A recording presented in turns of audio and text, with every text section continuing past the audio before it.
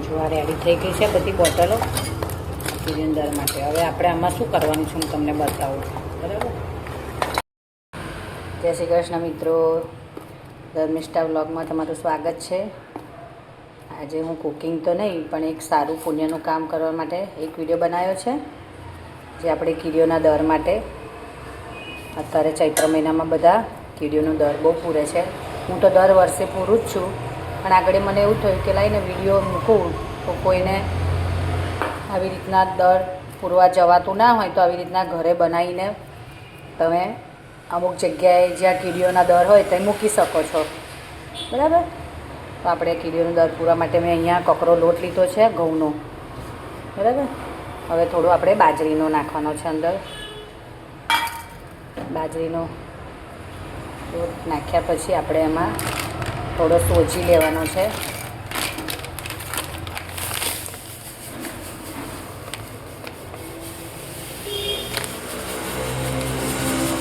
અહીંયા બોટલો રાખી છે તો તમને એવું થશે કે આ બોટલો શા માટે રાખી છે, પણ આ બોટલો હું તમને બતાવીશ કે શું કરવાનું છે આ બોટલોને, બરાબર?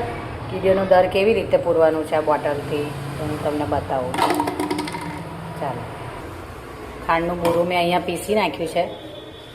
ગોળ પણ નાખી શકાય. હું ગોળ અને ઘી અને ઘઉંનું બનાવું છું દર ઘડીએ, પણ આ ઘડીએ મેં થોડું અંદર લોટ એડ કર્યો છે સોજીને લીધે.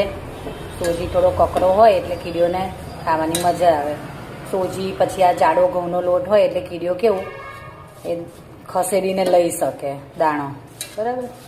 એના દરમાં લઈ જઈ શકે. અને ચૈત્ર મહિનામાં કીડિયારું પૂરવાનું બહુ જ મહત્ત્વ હોય છે, કારણ કે ગરમી બી એટલી બધી પડે છે. તો આપણે આ બધું નાખ્યું. હવે એમાં આપણે ઘી કે તેલ નાખવાનું છે, જેને જેવી પ્રમાણે તમે નાખી શકો છો. તો આપણું આ રેડી છે કીડીઓનું દર, બરાબર? બહુ નહીં નાખવાનું, એમાં થોડુંક જ નાખવાનું છે. અને એને આપણે આવી રીતના જેમ આપણે લોટ મોઈએ છીએ તેમ આપણે આવી રીતના ઘી કે તેલ નાખી અને આપણે આવી રીતના બનાવવાનું છે, બરાબર? આ એક જીવ દયા જ છે, તમે કરશો તો મને આનંદ થશે. એ બિચારી નાનો જીવ હોય એને આપણે તો ચાલો ભૂખ લાગે તો ખાઈ પણ શકીએ, જાતે બનાવીને ખાઈ શકીએ, પાણી પણ પી શકીએ. પણ આપણે આવી રીતના આ કીડીઓનું દર રેડી છે, જોઈ શકો છો તમે. હવે આપણે આને શું કરવાનું છે, આ બોટલો છે ને એમાં આપણે ભરી દેવાનું છે.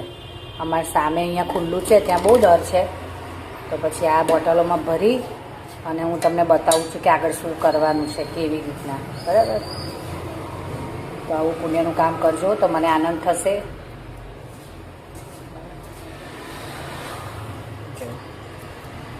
તમને એવું લાગે કે થોડું ઓછું છે તો આપણે ઘી તેલ નાખી શકીએ છીએ, તો કીડીઓ બિચારી ખાઈ શકે.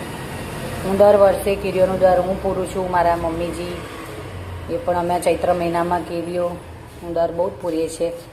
અને તમે પોતાના ધાબામાં પણ કબૂતર માટે એની માટે પાણીના કુંડા પણ રાખી શકો છો. આ ઉનાળામાં એટલું તમે કરશો તો સારું, એક પુણ્યનું કામ છે. તો આ રીતના હું તમને મેસેજ કરું છું. જો આ તૈયાર છે કીડીઓનું દર, બરાબર? અને આપણે કોપરાની કાટલી આવે ને, કોપરું પણ આમાં નાખી શકાય. કોપરાની કાટલી આવે ને કોળી આખી, એને આપણે ઉપરથી કાપી નાખવાની અને અંદર બધું ભરી દેવાનું. આ બધું ભરી દેવાનું અંદર, પછી એને ઢાંકી દેવાનું. ઢાંકી અને કોઈ પણ એવું ઝાડ વૃક્ષ હોય જ્યાં કીડીઓના દર હોય ત્યાં બધા મૂકી દેવાના. હું તમને આગળ બતાવું છું કે આ બોટલમાં ભરી અને કેવી રીતના કીડીઓને દર આગળ મૂકવાના છે, બરાબર? આ એકદમ ઇઝી, બહુ ફેલાય એની બોટલમાં હોય ને તો એકદમ કીડીઓ શાંતિથી ખાઈ શકે.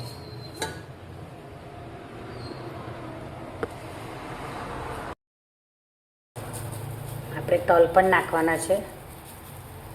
તલ પણ થોડા નાખશો તો તલ પણ કીડીઓને બહુ ભાવે, બરાબર? તલ પણ નાખવાના છે અંદર. 4-5 બોટલ ભરાઈ જાય એટલે જ્યાં કીડીઓનું દર હોય ત્યાં જઈને મૂકી આવવાનું, બરાબર? જો આવું પુણ્યનું કામ કરજો તો મને પણ આનંદ થશે અને તમને પણ પુણ્ય મળશે.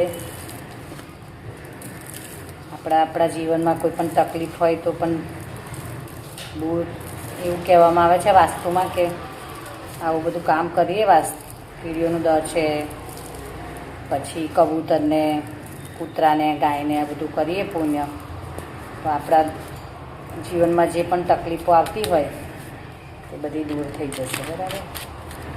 તો આવી રીતના ભરી દેવાની છે બોટલો. જો આ રેડી થઈ ગઈ છે બધી બોટલો કીડીઓના દર માટે. હવે આપણે આમાં શું કરવાનું છે હું તમને બતાવું. બરાબર? હવે આપણે ગેસ ઓન કરી અને એક સળિયો હોય ને અહીંયા ચપ્પુ લીધું છે તે ગરમ કરવાનું છે ગેસ ઉપર.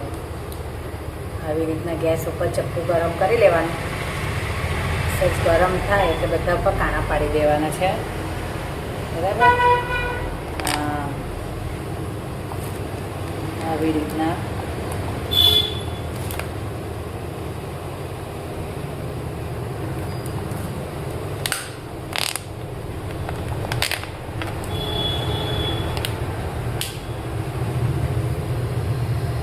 કાણા પાડવાના છે નાના નાના.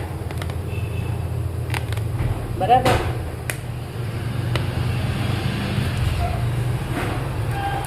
જોઈ લીધું તમે? આવી રીતના કાણા પાડી અને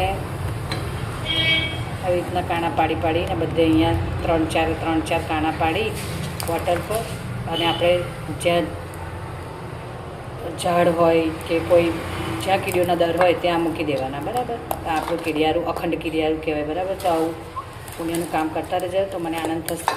જય શ્રી કૃષ્ણ મિત્રો. રાધે રાધે.